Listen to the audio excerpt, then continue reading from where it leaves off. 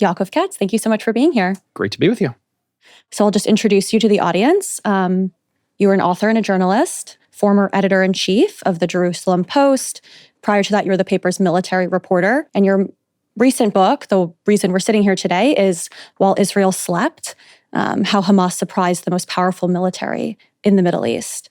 And to tee it up for the listener, it basically explains and examines and investigates how Hamas was able to amass so much power right under Israel's nose and how they were able to carry out such a devastating attack on October 7th. So it's a must read, and we really appreciate you being here with the Free Press today. Yeah, it's great to be here. So basically, I want to outline all of the ways in which your book tries to understand what went wrong prior to October 7th. The misassumptions date back decades, as you highlight. But before we dive into exactly what went wrong, I want to start by asking an opener, which is basically, why is it so important to understand what went wrong as we look to the future? Well, it's a good question. I mean, I chose to focus the energy together with my co-author, Amir, because we, first of all, out of curiosity, right, how did this happen? Because no one could say, for example, that Israel did not know what was happening in Gaza, right? If you just go back 20 years in time to the Israeli withdrawal in 2005 from the Gaza Strip, known as the disengagement plan, Israel pretty much every 2 years on average was fighting a war with Hamas in Gaza. There was 2006 when they kidnapped Gilad Shalit, and then there was the Operation Summer Rains for a couple months. Then there was 2008-09, Kessled. Then in 2012, Pillar of Defense. 2014, Protective Edge. You see where I'm going. So in other words, it's not that we didn't know there was a threat. It's not that we didn't know that Hamas were bad guys and had bad intentions towards us. We knew all that. So how did it happen, though, that we were so surprised by what they threw our way and how they invaded the country on October 7th? So that mystery was really deep, and we felt a need to really go and investigate how it happened. And of course, I think everyone now understands it wasn't just tactical. There was something much deeper and on a higher strategic level that went wrong. But I also think there's a great sense of urgency, at least that's the way I look at it, because we have to learn the lessons of this. This will happen again. We will be surprised again. Israel is a country, and I've lived there now for just over 30 years. So I feel that it's an amazing place. And it has a strength and a weakness at the same time. Its strength is feeling that it's a Western country, even though it's in the Middle East. It's a liberal democracy that makes it unique in the region. It's been able to create and innovate and have some of the most amazing technology and culture and arts and science and you name it. But what happened was, and Israelis view themselves as being part of the Western world, right? Our trade is with the EU and the US. Our cultural ties are with the Europe and America. But we forgot something simple. We thought we were Luxembourg, but our neighbors are not Belgium and France. And that's something that we have to recognize, because we're going to fall back in that. Because Israelis want to live a good life. Right. And therefore, when we look to the future, there will be strategic surprises. There will still be enemies and adversaries and threats. How do we not, once again, say, you know what, let's kick the can down the road. Let's contain this enemy and not have to go to war, because we don't want war. Right. So those lessons that we need to learn are existential, I think, for the future of the country. Well, let's talk about what exactly went wrong. You open the book talking about this all-female military unit whose job is essentially to be spotters. And they're looking at screens, just monitoring the border. And what are some of the things that they're seeing that are starting to raise alarm bells prior to 10/7? So they're called the tatzpitaniot, which is Hebrew for basically not one word that can translate it, but you're right, spotters, surveillance soldiers. They sit in these forward position bases along the border. Question, by the way, why do they have to sit directly along the border? That's a separate issue. That's the reality where they are on October 7th.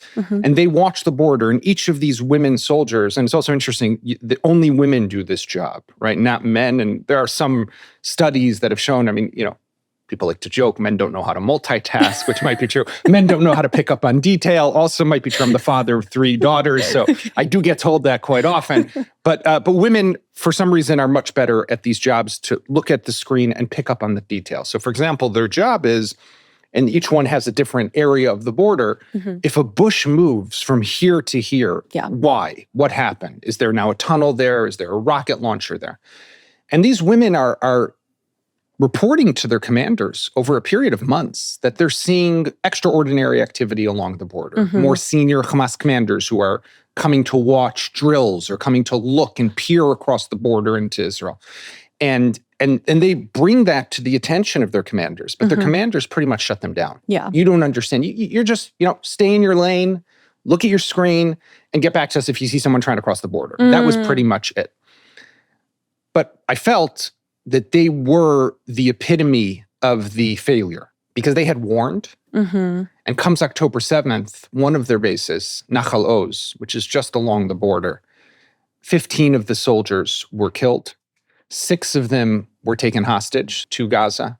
One of them was miraculously rescued just about 5 weeks into the war. But 5 of them were held for almost 500 days, were released only earlier this year.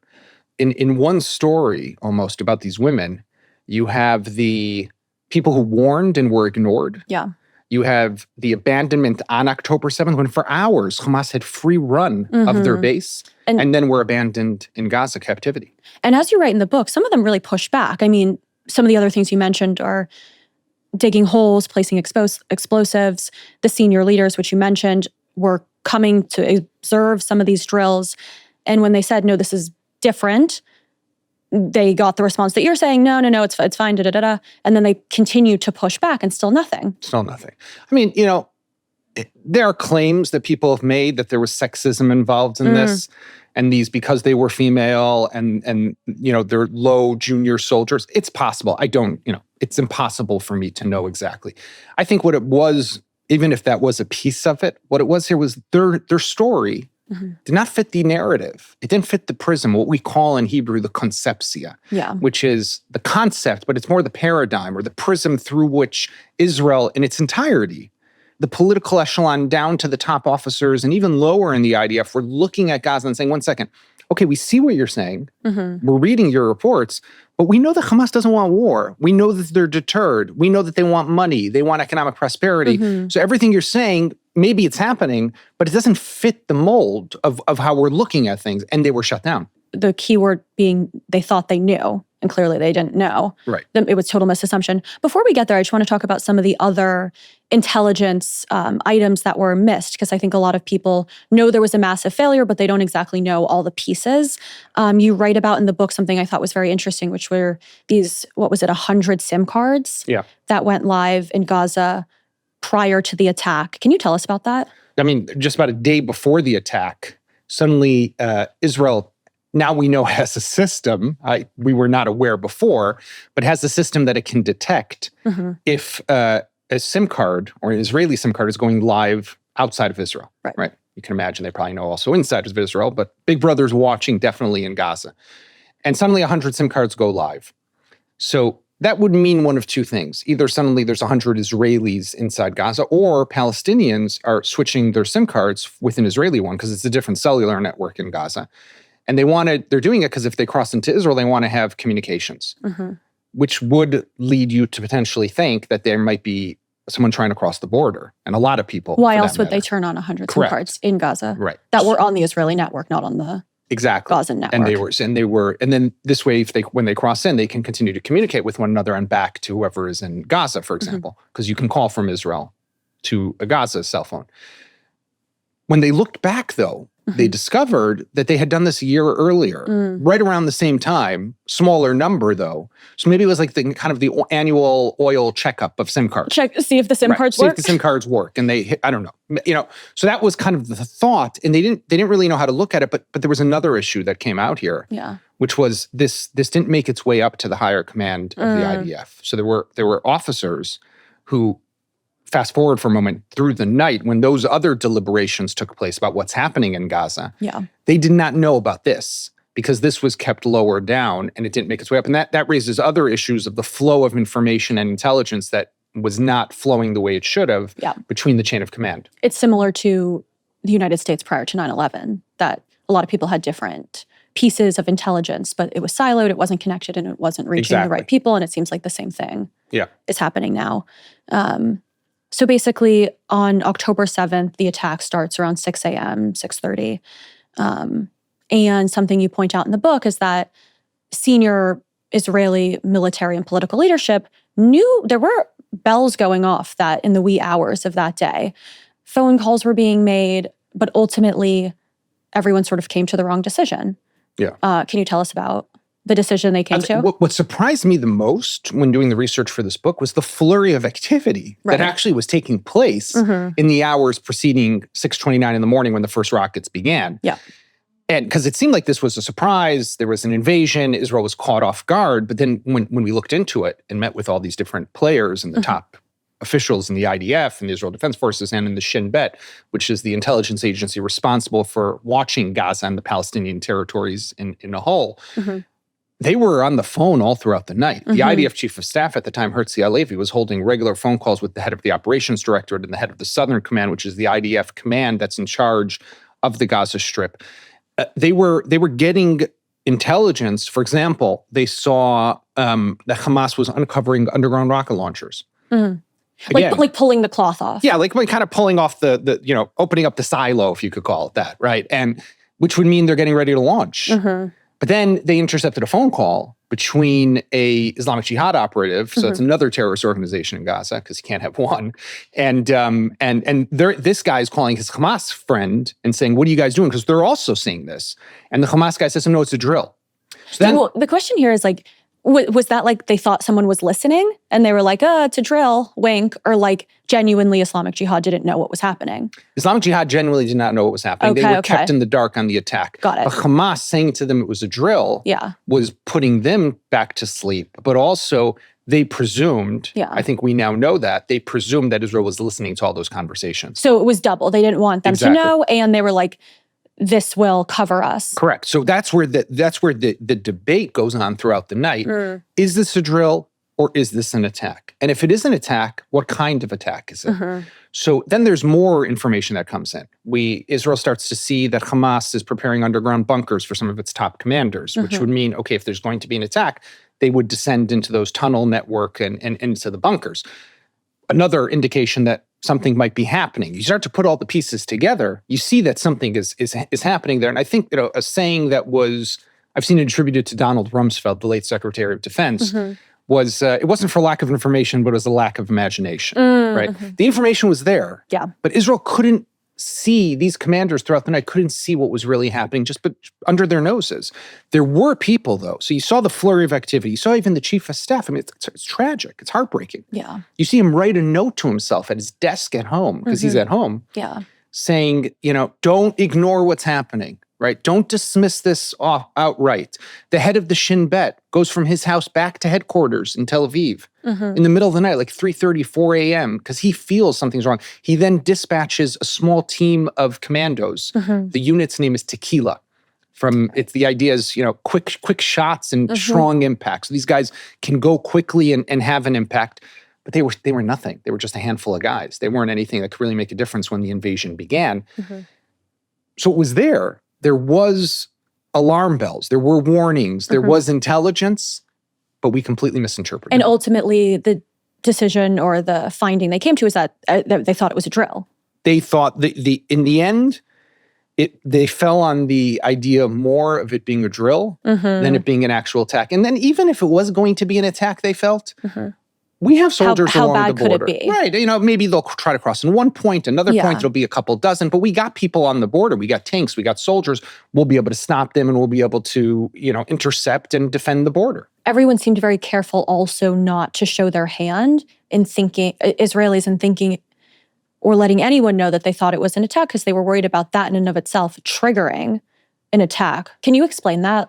They were worried about two things happening. Yeah. One is, there's not direct communication between Israel and Hamas. So it's not like you can pick up the phone and call the guys in Hamas, say, what are you doing? Right? It doesn't work that way. You're interpreting signals. You're watching to see what they're doing. And a lot of times you are transmitting a message to the other side through military deployment or moves or uncovering of rocket launchers to get Israel to know we might be thinking about doing something, so you better do ABC, right? So there's a lot of that going on, and you have to interpret behind or within all the noise, you have to be able to pick up on the fine tunes of what's happening. So on the one hand, they did not want Hamas to interpret if we started to deploy differently, if we put our tanks, for example, in the frontline positions, if Israel threw up helicopters on the border, rodders whipping up air and sand, and Hamas knew, then they might say, okay, Israel's planning to attack, planning a preemptive strike. So we should go first. Yeah. That was one concern. The second concern, Israel picked up all this intelligence because it has intelligence capabilities. So it knows about the SIM cards, and it knows about the rocket launchers, and it knows about the underground bunkers, because it has sensors and it has capabilities to collect that intelligence. If they now know that we know what they're doing, what happens to that collection capability? They will reverse engineer to give us the wrong, or to give Israel the wrong message. Or discover how it is that we discovered what they were doing, and that would burn our intelligence sources. Okay. So they were also concerned about losing those capabilities, which are very important to retain. So we've been talking about signal intelligence, visual intelligence. There are these high-tech underground sensors that you write in detail about in the book. How many people crossed the border that day? Almost about 3,000. Okay, so 3,000 people crossed the border that day. Not one person was an informant or an Israeli spy. How is that possible that there was no human intelligence? It's mind-blowing. How is it that one person... So 3,000 was in the end of the day. Yeah. A lot of them were people who crossed in. These are not good people, but they crossed in. They were pillaging. Looting. Some of them were looting, and I think some of them, there are stories of them raping and murdering as well. So not good people. But they weren't that first group and contingent of Hamas fighters. But even out of those guys, which were several hundred... You didn't have one who could pick up the phone to his Israeli handler and say, hey, we're coming, get ready. Right. Not one. And then we looked, and here's the hard truth, is that Israel didn't have human intelligence in Gaza. Israel has a unit, the military intelligence has this unit that we write about in the book called 504, which is an elite unit of military intelligence. A lot of people know about 8200, which is like the signal intelligence, really amazing technological unit. These guys manage human agents and assets in different countries on Israel's borders, so Syria or Lebanon. Yeah. In the years leading up to October 7th, they completely neglected the Gaza Strip. Now, there were reasons why, right? Since we pulled out of Gaza in 2005, you didn't have an Israeli presence there. So it was much more difficult to handle or to manage an informant on a regular basis inside Gaza. Another interesting detail here, and I'm curious how you think about this, in Yossi Cohen's book, he talks about how he made a suggestion that Gaza should be overseen by Mossad and not Shin Bet. And for the listener who's not following us closely, Mossad is somewhat of an equivalent to our CIA, Shin Bet being more like the FBI in the American context. What do you make of that suggestion? And just to take it a step further, he was like, I suggested this and I was shut down almost immediately. But to what you're saying, it's like it's more like monitoring Hezbollah in Lebanon or, someone in Syria than someone domestically.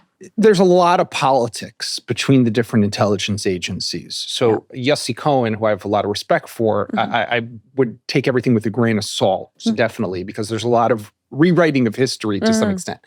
The Shin Bet has amazing capabilities, and they do an amazing job. Yeah. So does military intelligence, for that matter, and of course the Mossad as well. There was a division for the Israeli, these are the three primary Israeli intelligence agencies, who does what and who's responsible for what. Yeah. They neglected the job of acquiring and I would say nurturing human assets in Gaza because of this belief that we didn't need it, because we could hear everything, we could see everything. We didn't need to have people on the ground in Gaza, and we were impenetrable also. Our border was the most sophisticated. They couldn't cross anyhow. So it's a much bigger picture than just that. But I'll say something else about the Mossad, though. The Mossad might not have been responsible for Gaza, but they were responsible for Doha. And they were responsible for Qatar. And you had the top Hamas leadership in Qatar who were somehow also, to some extent, in the know of what was happening. And we missed that as well. It is, I think people will still just And I don't think that necessarily feel appears shocked in by- Yossi Cohen's book necessarily. Should give him a call. That there were 40,000 Hamas fighters. They all had wives and children. And I mean, thousands of people must have had to know that this was coming. So they kept it really tight. You think they did? Yeah. Hamas, there was a lot of compartmentalization. That's a tough word. But they really kept it tight. They had only a small group that were in the know. Mm-hmm. And they told people, get ready, come to some of those homes. That Israel then got its hands, for example, on these GoPro videos that they were wearing. And you literally see them sitting around having one last coffee at about 6:15 in the morning, and then getting on these bikes as the rockets begin to be launched into Israel. Yeah. They get on their bikes, they make a mad dash for the border. They're there within 4 minutes. Right. And then they blow the border and they're across. Well, let's talk about the border, because it would cost what? $1 billion. It was referred to as the Iron Wall. People thought it was totally impenetrable, and then so clearly it wasn't. 3,000 people came across. At 60 different places. At 60 different places. Why did people think it was impenetrable? Because it was one of the most sophisticated borders and barriers in the world. Yeah, but clearly not. But I was a few years ago in Korea and went to the DMZ. And it looked like this old-fashioned, border. Yeah. Israel's Gaza border was like so high-tech, so sophisticated, multi-layered turrets with these remote control weapons on them that you could use from afar, cameras all over the place, phased array radars that could see if somebody's coming, a system to detect if tunnels are being dug, a wall, the iron wall that goes down to the aquifer and can stop tunnels from crossing. I mean, this was really the most sophisticated border barrier in the world. Right. But it has to be used correctly and it has to be enforced correctly. Yeah. And what Hamas did, very low tech in its attack, but very smart. Mm-hmm. They studied how Israel deploys along the border and what it does in the event of rocket attack. So for example, on that morning, they began, how did the attack begin? With hundreds, if not thousands of rockets fired into Israel. Right. Literally. A ton of rockets, never seen before. Mm-hmm.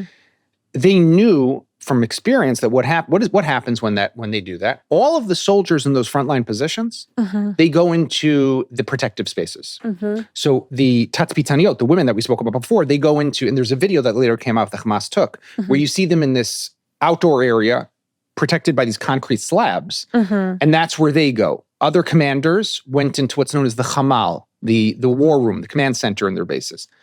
But then Hamas, what it did, everyone thought that Hamas, if they're going to cross them, they're going to go into maybe one or two places and try to attack there. They went to all the forward frontline positions. They took out cameras with drones. They dropped explosive devices. And then right away when they got across the border, they cut the communications. They blew up. Literally. Yeah, they blew up the communication boxes inside these bases.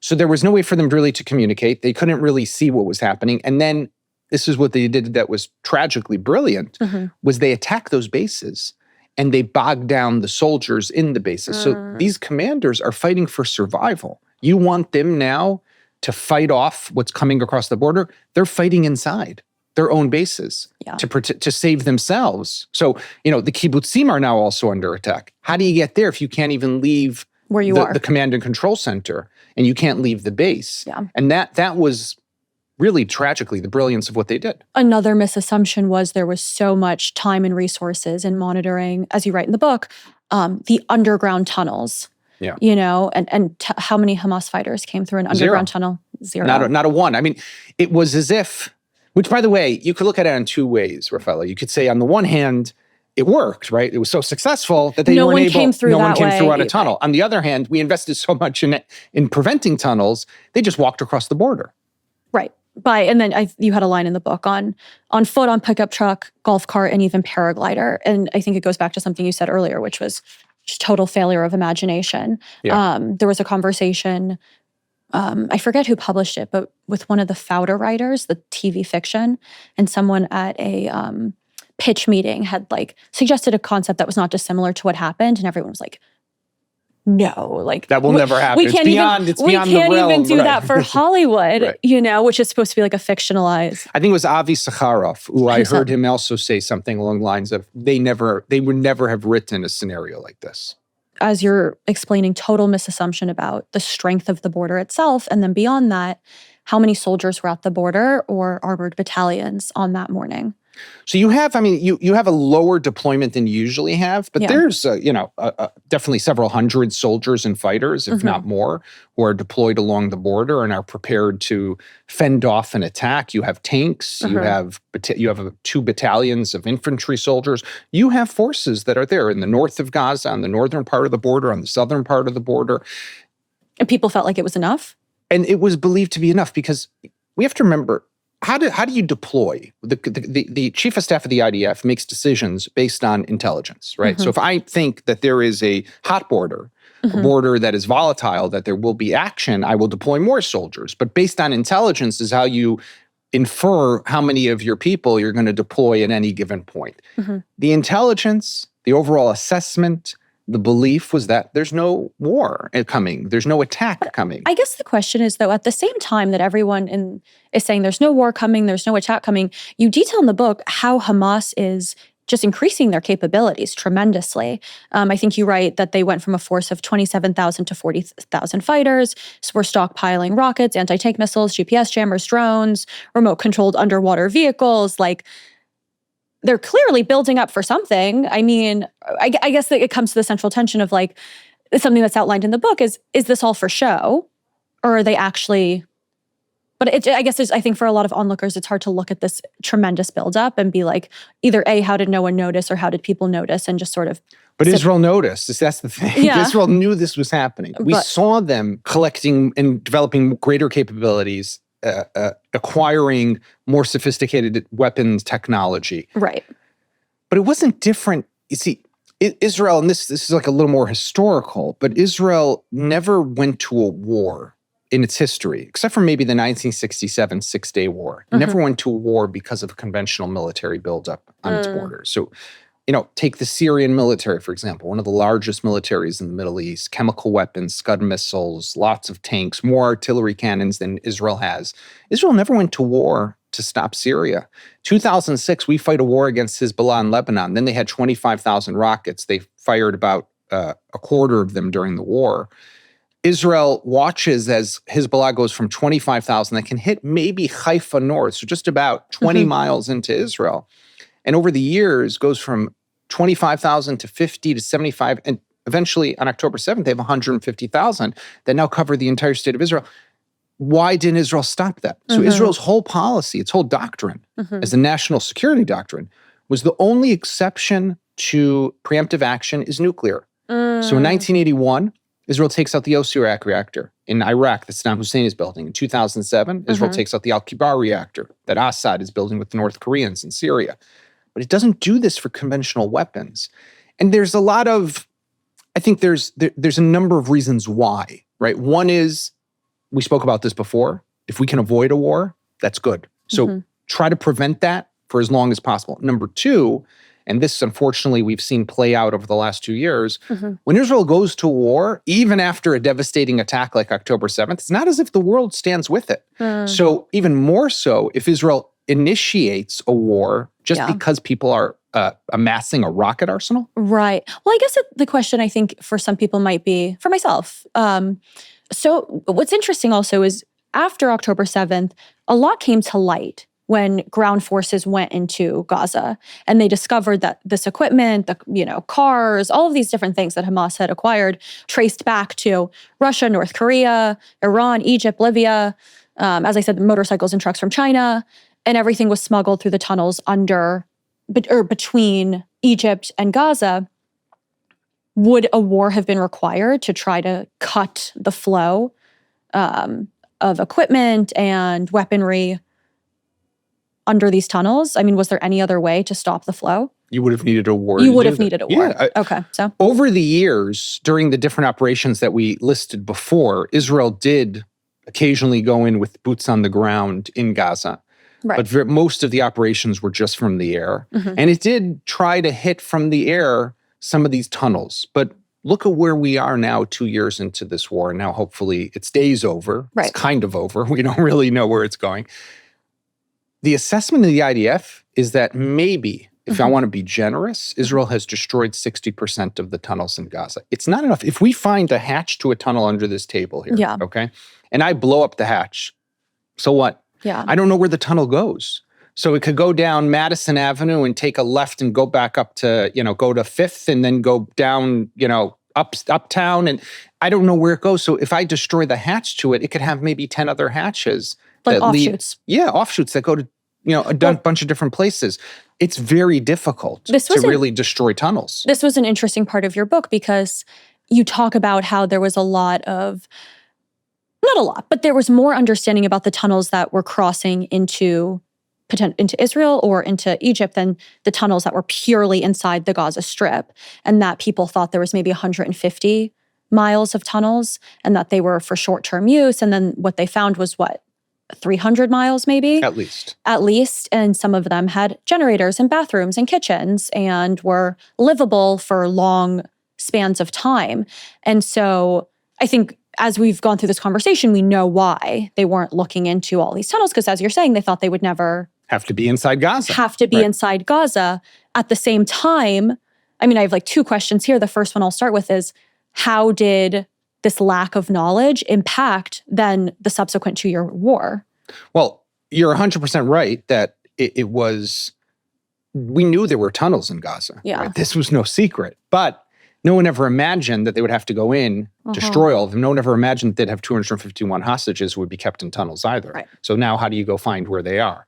And what it did for the last 2 years was it slowed down the war dramatically. Yeah. I think it wasn't only the tunnels. It was probably to the same extent the fact that so many hostages were held in Gaza. But Israel was very careful when it had intelligence, and it created a whole new unit just to try to find and determine where the hostages were being kept. But if it knew that hostages were kept in a certain area, it avoided destroying those tunnels. It avoided operating in those areas to try not to cause harm to the hostages. Unfortunately, there were cases, though, that hostages were killed by Israeli airstrikes and bombings and operations. That's going to be the nature. War is a terrible thing. Right. But the reality is that altogether, the amount of tunnels and the hostages in the tunnels made this war drag on longer than it should have been. When people say 60 to 70% of the tunnels have been destroyed, the question I had while I was reading this is, how do we know that number if we didn't know the amount of tunnels when we started? It's a good question. It's an assessment. So we don't really know. There's still, a couple weeks ago, the IDF puts out an announcement with a video of a new massive tunnel network that they discovered in Khan Yunis, which is in southern Gaza. Yeah. And I'm thinking to myself, this is like a sophisticated tunnel. How are we just? Right. We're 2 years into this thing. We're just discovering this place. How many times have we operated in Khan Yunis over the last 2 years? Yeah. There is so much. We have to remember, Rafaela, under Gaza, you have the New York subway and the London Underground put together. There is the Gaza above ground and there is the Gaza below ground. Right. It's a whole city. It's a whole world in of itself underground. People don't understand the scale. It's massive. Another interesting detail from the book was, and the reason I'm bringing all this up, because it really ties to the lack of intelligence and what we didn't know, only things that were discovered when IDF soldiers were on the ground, they started picking up these hard drives. And there was just so much insane information on these hard drives, things like detailed operation plans, training history, ammunition level.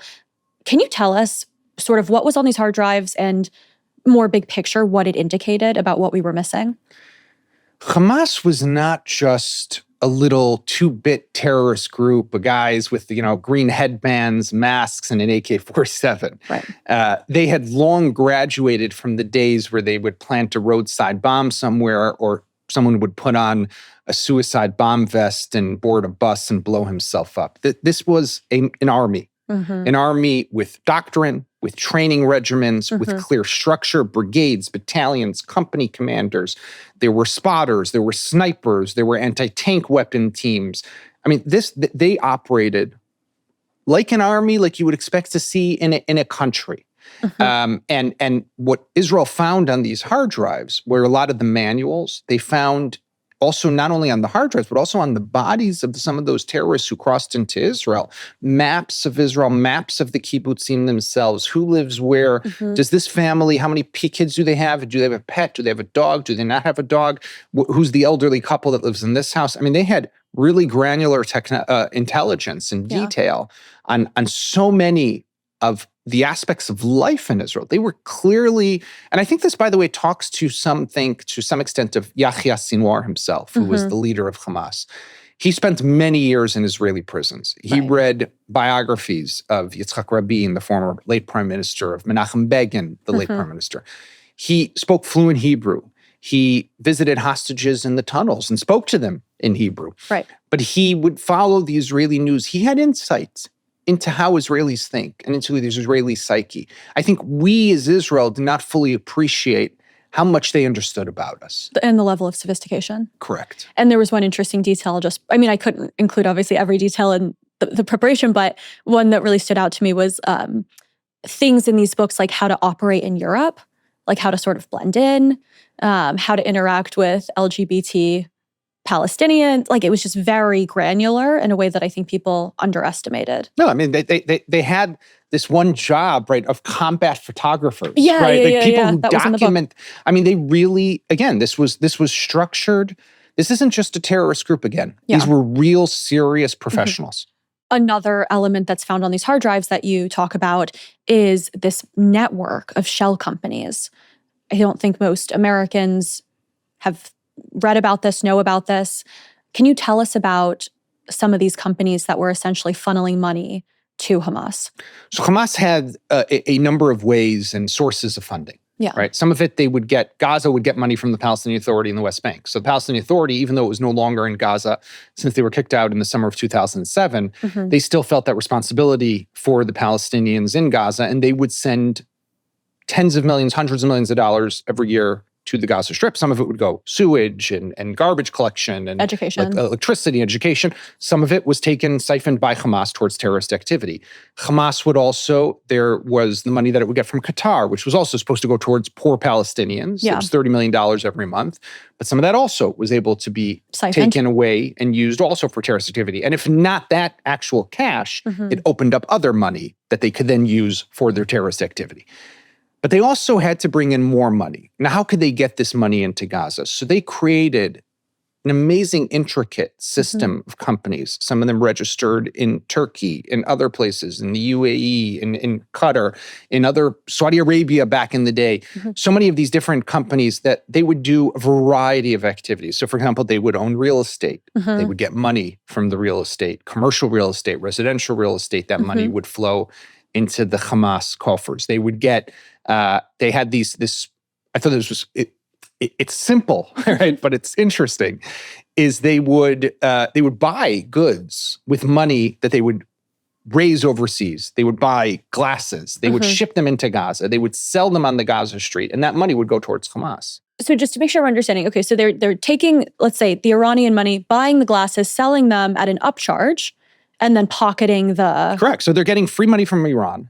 To have a wholesale business. Exactly. It's a wholesale business, but then all that money that they're selling on the street, and it looks like it's a civilian, it's just a glass. Right. But then that goes towards their terrorist activity to pay the bills, to pay the fighters, to manufacture more rockets. Over the years also, they became much more sophisticated in what they could do domestically in Gaza and their own production capabilities. They had created inside Gaza the ability to manufacture long-range rockets, they would smuggle in some of the drones. They were able to make some of them inside Gaza. The explosives were already made inside Gaza. So they no longer were so reliant on just bringing things across the border. It was all sort of a play at independence. 100%. Just to put on a little more details, because I thought it was so fascinating, some of the other companies were chicken farms, pharmaceuticals, and the total value, I think, was around $500 million in assets. And then one of these shell companies even had shareholders from the investment arm of the Mormon Church. Yes. So it wasn't just that Israel didn't know. Well, it was a company that was, I think, registered on the Bursa, which is the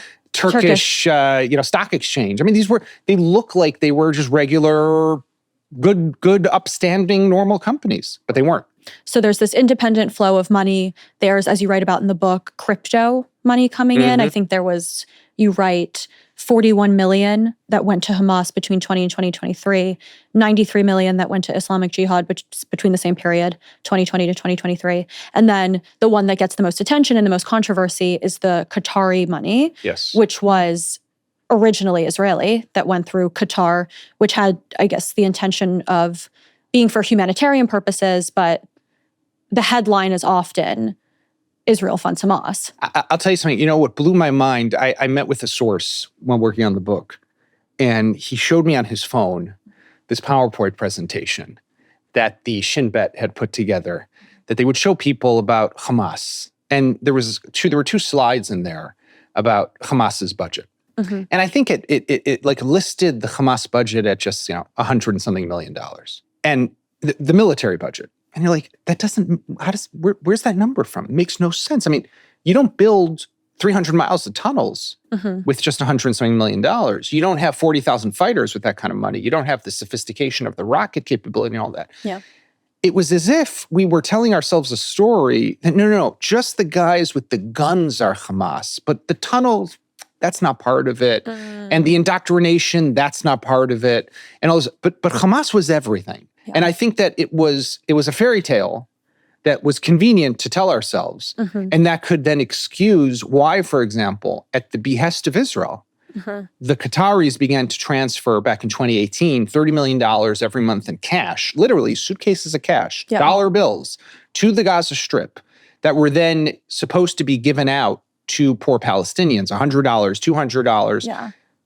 How does that make sense? If I told you right now that this war now ends and it's ending because Israel, with the Qataris, is going to be transferring $30 million every month to Hamas, you would say, Yaakov, you should be institutionalized. I mean, that's insanity. Because it's impossible to track cash. And it's impossible to track culture. You don't pay off your enemy. Yes, I mean, you don't buy quiet from a genocidal terrorist group. We did that for 5 years. I mean, there's a reason why.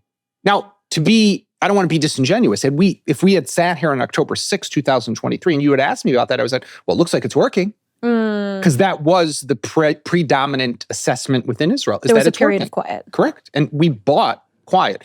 Yeah. I've joked that Israel needs to make mandatory viewing all 3 of the Godfather movies. Yeah. That you just don't pay off the mob. And I mean, and also like the generous read was that it was, people wanted it to go to humanitarian issues or to people who really needed it. There's an interesting, though, anecdote in the book where I think maybe it was Naftali Bennett, and he says, why can't we do direct deposit? And someone goes, no one has debit banking. Yeah. And it was just kind of like... He had promised during his campaign in the summer of 2021, if I'm elected prime minister, there will be no suitcases of cash. It was very controversial. Right. And people more on the right, and Bennett was seen more to the right of Netanyahu, was hammering away at Netanyahu about these suitcases of cash. So he said, I'm going to put a stop to it. He comes into the prime minister's office. He's like, okay, we'll just deposit in the bank. And like you said, people said, what are you talking about? They don't have bank accounts. They don't have bank accounts. Right. So they came up with a different scheme, but it was the same idea. They still transferred the money to Hamas. And I'll just say, were they wrong? Yes. But the idea was not a terrible idea. In other words, Netanyahu identified after the 2014 war, in the summer of 2014, that we keep on going through the same thing. Every 2 years or so, there's another operation. We have to break the cycle. And this was one creative idea. You mentioned Yossi Cohen before, the former head of the Mossad. He was at the time the national security advisor to the prime minister. And he was the one who basically was one of the architects of the Qatari money. He went to Qatar. He met with them. There are letters that I've seen that were signed by different officials in the prime minister's office, sent to the emir of Qatar, the prime minister of Qatar. They were asking them to do this on their behalf with, of course, American knowledge, right? The Americans knew about this as well. We've been sort of getting to this throughout the conversation, but just Israel was focused on Iran, Lebanon, Syria. Hamas at the same time was openly simulating raids on IDF posts, Israeli towns, recording themselves kidnapping Gazans that were sort of role-playing as IDF soldiers. But it was all sort of written off as a bluff, as like a showmanship style. Flex the muscle. Flex the muscle.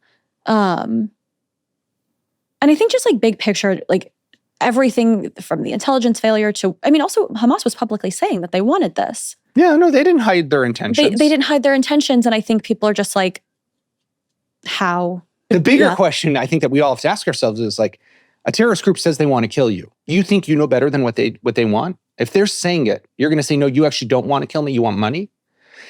Again, it falls into these ideas. And I think at the source and the foundation is the right idea, is to try to avoid war, is to try to allow for life to prosper, definitely in Israel, but also to some extent in Gaza. I mean, look at how devastating this war of the last 2 years has been to the Palestinian people of the Gaza Strip. I mean, there's a great tragedy that has befallen Gaza. I think it's Hamas's fault, but put that aside, it doesn't make a difference. They have suffered. Israel wanted to avoid that as much as possible, but you sometimes do have to believe what your enemy is telling you. And I think that is one of the primary lessons here. We don't know better than what they're telling us. Right. Who do you think is ultimately responsible? Bibi's never formally apologized. Head of military intelligence did apologize. There have been some senior people apologizing. Who is responsible, and what do you make of the lack of apology from Bibi? Well, who was the president who had that sign on his desk, the buck stops here, right? I mean, you're the prime minister of Israel. You're also not the prime minister of Israel for 1 or 2 days. You've been the prime minister of Israel pretty much uninterrupted since 2009 when you came back. Netanyahu was back in the 90s, but put those 3 years aside. Since 2009, except for 18 months when you had the Bennett-Lapid government, Benjamin Netanyahu was the prime minister of Israel. The policies that he put into effect and he set were pretty much also just followed by the Bennett-Lapid government anyhow. He's created this, right? The reality is such, and it's disturbing, I think. If I look at the military, they've all gone home. The chief of staff, the head of the Southern Command, the head of military intelligence, the head of the Gaza division, the head of some of the brigades, the head of the operations director, they're all gone. The head of the Shin Bet, gone. Other people have stepped down within the Shin Bet. Whereas not a single person, not one has left office, is in this government. How does that make sense? As if it's has nothing to do with them. I mean, to me, as a citizen of this country, as someone who lives there, who raises 4 children, who had a daughter up until a few weeks ago, an officer in the IDF, who on October 7th, I drove back to the army so she could join the war effort. I'm deeply disturbed by the complete, utter lack of accountability. Yeah. And I don't want to diminish from the success that Israel has had in the last 2 years in literally re-engineering the Middle East. And that's super important and great. But there is something about being leader and taking responsibility and being held accountable. And I'll just say, the last time that we had a bloody debacle like this was 50 years before October 7th, was the Yom Kippur War of 1973. I actually just looked back the other day. When the war ended, 25 days later, Golda Meir, who was then the prime minister, set up a commission of inquiry, state-appointed commission of inquiry, called the Agranat Commission. She was reelected prime minister in December. So just 2 months after that, 2,700 soldiers killed. She was still reelected prime minister. But then when the interim findings came out, she stepped down a few months later. I mean, to me, the decision to set up the commission, the decision eventually to step down, that is what it means to be a leader, is that taking of responsibility. And what message are we sending throughout the country to our youth, to to lower level officials in government who see if they don't take responsibility up there, why should I? Right? Yeah. It's a bad culture. And I think this sentiment was on full display when Steve Witkoff spoke at Hostage Square, and he made a mention of, and thank you to Prime Minister Netanyahu. And there were boos. It almost felt like the whole crowd seemed to be. Well, I mean, yes, but that's also a very specific part of Israel, right? Netanyahu still has a strong base of support within the right-wing camp. And that's fine. And I don't take away from that. But if we don't want something like this to happen again, part of that is the accountability and responsibility that we need to require of our leadership. What else needs to change so that this doesn't happen again? Well, I mean, I could go into the nitty-gritty. We spoke about the intelligence agencies, right? So, for example, pre 9/11, you mentioned the flow of information and the problems that were there. We had similar problems here. We have a structure very small. Like I think the U.S. had dozens of intelligence agencies and created what was known as the DNI based on the 9/11 Commission, the Directorate of National Intelligence, which is meant to kind of put them all under one umbrella and make sure that they're coordinating and sharing information and everyone's on the same page. So we don't have as many, but you do have a situation where military intelligence is under the defense minister. Shabak and Mossad are under the prime minister. And there's been too many examples that I know about, and there's probably many more that I don't know about, of where the defense minister wants to summon the head of the Mossad to a meeting at his office. And the prime minister, because in our coalition government, sometimes the defense minister is of a different party than the prime minister. The prime minister says, I don't give you permission to go. I mean, we can't play that political, part of my language, bullshit. There's no time for that. We don't have the luxury to play those kind of games. So I would want to see major structural reforms to the intelligence apparatus. And I would consider the establishment of a real DNI in Israel with real teeth. Take it away from the prime minister and the defense minister. Of course, they should be, they're on top, but give it some more independence. Right. The second thing I'd want to see, in intelligence, we spoke about human intelligence. That's something that's already being worked on. There's a lot more that's being done. I think we have to change the doctrine of our national security. We can no longer go back to a policy of containment. We have to be more preemptive and more proactive when we see threats emerging, because we've learned how one rocket becomes 10, becomes 100, becomes 1,000, and then 10,000. The next time we see a Hamas fighter moving a rocket, are we going to attack or are we not? Now, it's easy to answer that question today because the war is just ending and we're still in this phase of where are we in the war. But what happens a year from now? What happens in the summer? When schools are off, kids are on vacation, everyone's hiking across the country, things are quiet, and then you see some Hamas guys digging a tunnel. School's about to begin. The school year's around the corner. Do you attack or do you not? And do you risk unraveling everything and breaking that quiet? And now we're in a war and the schools won't open and then the vacation ends and the tourism industry gets hit, et cetera, et cetera. We need to be very rigorous and aggressive and persistent in that. But we have to recognize that this is not something the world is going to like. And it's not something Israelis are going to like, because it means, to some extent, not at a high intensity, but it means constant fighting. And the country is traumatized. The country's tired. Look at how many tens of thousands of reservists have been serving for hundreds of days, losing businesses, jobs, their families, they haven't seen. I mean, the country needs a break, but unfortunately, we're not going to have one. Bringing us into the present, Hamas is looking to reassert power. They are rounding up Gazans on suspicion of collaboration, torturing and killing them in the street. How should Israel respond now? Obviously, in Trump's 20-point peace plan, it clearly articulates that Hamas cannot keep in power. Hamas seems to have a different agenda. From all the lessons of the past 2 years and from the investigation of your book, what should Israel do right now? Israel's in a tough position at the moment. I mean, first of all, what we've seen happen right now is only, point one of the Trump 20-point plan. It's the hostage release and Israel releasing about 2,000 Palestinian prisoners back to Hamas. What about the 19 other points and the second stage, which is supposed to see the establishment of a government that does not include Hamas, is supposed to see the deployment of what Trump calls the ISF, the International Stabilization Force, which is supposed to be made up of countries from all over the world and the region who are supposed to send soldiers to Gaza.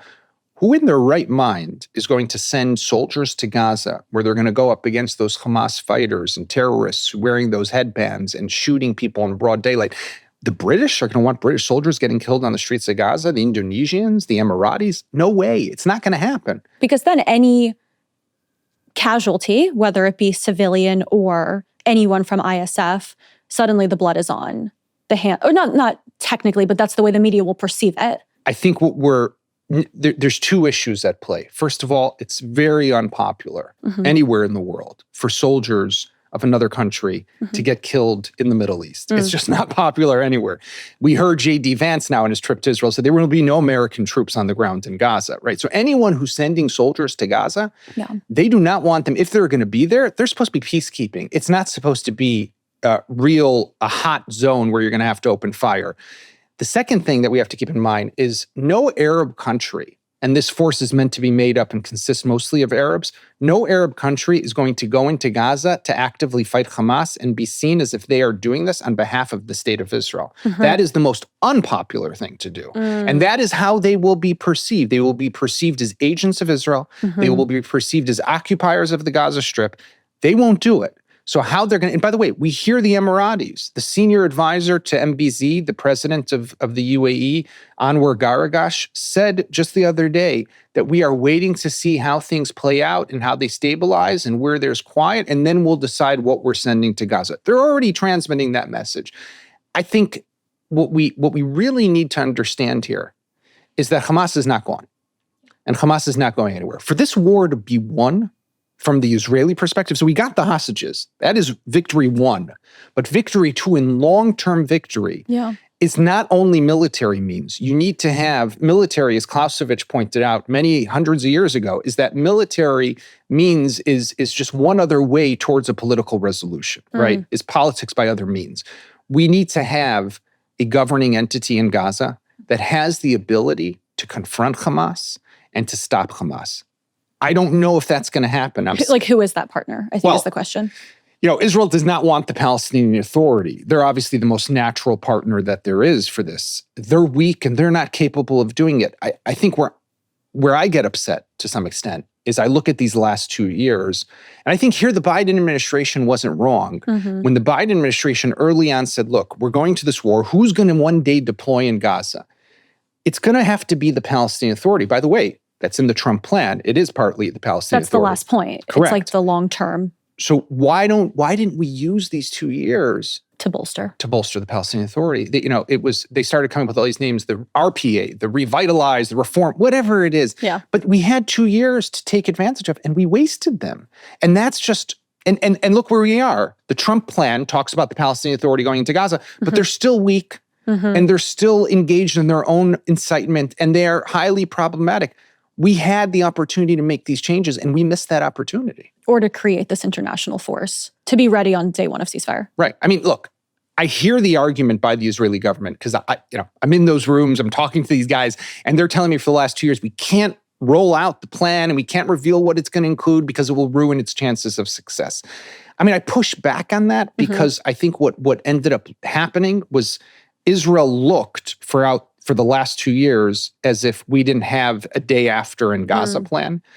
And because we weren't willing to say what it was, that vacuum was not left a vacuum. It was filled by the more radical elements of the Israeli government, Bezalel Smotrich and Itamar Ben-Gvir, who said very clearly what they want: resettle the Gaza Strip. So if you're somebody who's walking on the streets of New York or Paris or London or Melbourne, and you're listening and you're seeing what's happening, you're saying to yourself, okay, I get what this war is about. It's about killing and destroying and ethnic cleansing so Israel can reestablish settlements in the Gaza Strip that had evacuated 20 years ago, when in reality, as we now see, it wasn't about that. Now, would that have changed the public perception of Israel? Less condemnations, less accusations of war crimes and ethnic cleansing and genocide? I don't know, but I would think that in the bigger picture, people would understand what this war is not just about destruction. It's about freeing the Palestinians of Gaza from Hamas. It's about creating security and safety for the state of Israel. And it's about taking us back on a track of some sort of political process that can lead to a better future for this region. So to close out, do you think phase 2 collapses? Are you hopeful? What are you looking for, and what are your projections? I have to be hopeful because if you're not an optimist in the Middle East, then it's very hard to keep going. I'm hopeful because I look at the reality today in the region. And there is so much opportunity, whether it's in Syria or Lebanon and with Iran now, and definitely with the Gaza Strip. And you also have to remember, I mean, look at these Arab countries. They're, for the first time in the history of this conflict, actually taking responsibility to some extent of Gaza and of the Palestinian issue. That's a positive development. I am skeptic. I'm a little pessimistic about the second stage because I don't know exactly how it's going to play out. We spoke about who's going to contribute forces, who's going to be in this government, how exactly is it going to work. I have to say that if I have to bet now, I think we're looking at something of a Lebanon model in Gaza, where you have right now Hezbollah is still there. They're beaten. Israel's continuing to operate occasionally in Lebanon, but you have a government that is engaging with Israel and the United States and is pro-West and wants to pass a cabinet decision recently to collect the arms of Hezbollah. But Hezbollah is still there. So you might have a government that looks good, but Hamas will be there below the surface. And the question is, can this government have the means, the ability, the support to crack down on Hamas and prevent it from reemerging and a resurgence? And that will be a test of time. We'll have to have you back as the situation unfolds. Yaakov Katz, thank you so much for being here. His book is While Israel Slept, How Hamas Surprised the Most Powerful Military in the Middle East. Thank you again. Thank you very much.